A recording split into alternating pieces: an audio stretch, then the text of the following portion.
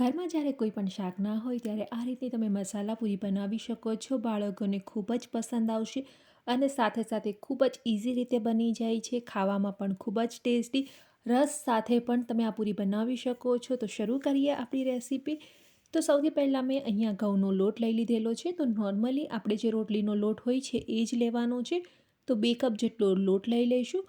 ત્યારબાદ એમની અંદર અડધી ચમચી જેટલું હળદર પાવડર, 1 ચમચી ધાણા જીરું પાવડર, મીઠું એડ કરી દઈશું સ્વાદ અનુસાર. અને ત્યારબાદ મેં અહીંયા કસૂરી મેથી લીધેલી છે. કસૂરી મેથીને આપણે આ રીતે હાથની મદદથી ક્રશ કરીને એડ કરીશું.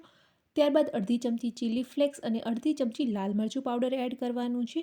1 ચમચી તેલ એડ કરી દઈશું અને સાથે મેં અહીંયા 2 ચમચી જેટલો રવો લીધેલો છે.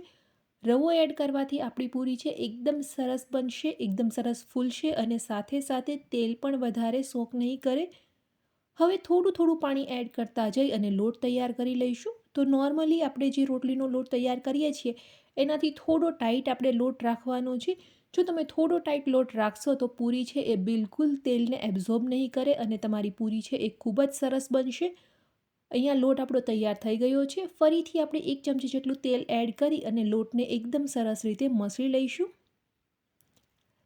હવે લોટને આપણે લગભગ 5 થી 10 મિનિટ સુધી રેસ્ટ કરવા મૂકી દઈએ. 5 થી 10 મિનિટ પછી આપણો લોટ છે એકદમ સરસ રીતે રેસ્ટ થઈ ગયો છે. હવે એમની અંદરથી મીડિયમ સાઇઝના આપણે બોલ્સ તૈયાર કરી લઈશું. તો તમારે જે સાઇઝની પૂરી અહીંયા તૈયાર કરવી છે એ સાઇઝના તમે બોલ્સ તૈયાર કરી શકો છો. હવે આપણે પૂરીને છે વણી લેવાની છે.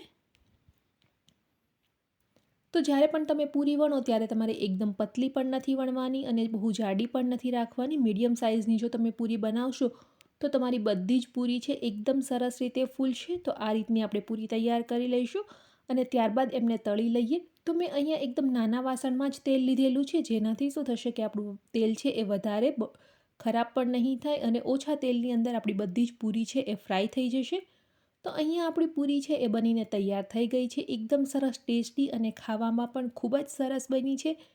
તો રેસીપી કેવી લાગી કમેન્ટ કરીને જરૂરથી બતાવજો અને વિડીયો પસંદ આવ્યો હોય તો ચેનલને સબસ્ક્રાઈબ કરવાનું ભૂલતા નહીં.